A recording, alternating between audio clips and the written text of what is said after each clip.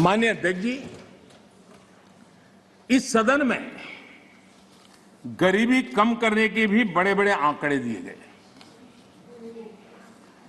लेकिन एक बात भूल गए।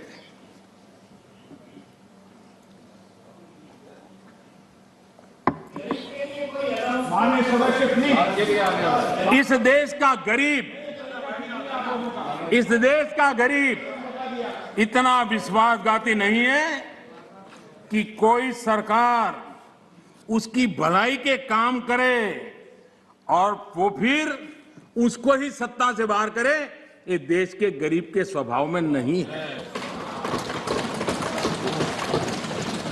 आपकी ये दुर्दशा इसलिए आई क्योंकि आपने मान लिया था कि नारे देकर के गरीबों को अपनी चुंगाल में फंसाए रखोगे, लेकिन गरीब जाग गया, गरीब आपको जान गया। इस देश का गरीब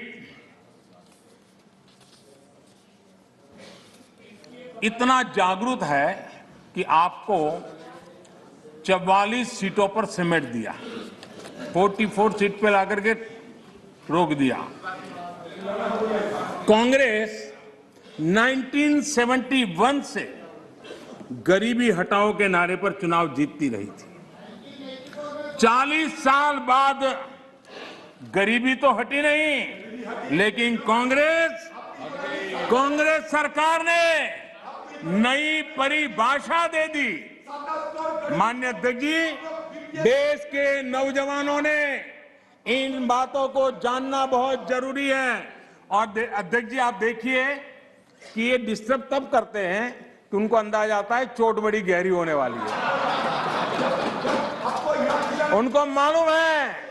उनको मालूम है कि मुसीबत में फंसे हैं आज, और कुछ लोग बोल करके भाग जाते हैं और जेलना ऐसे बेचारों को पड़ता है।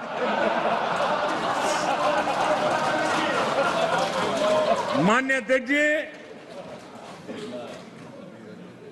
40 साल बाद कांग्रेस गरीबी तो नहीं हटी, लेकिन गरीबों ने कांग्रेस को हटा दिया। और कांग्रेस ने क्या किया?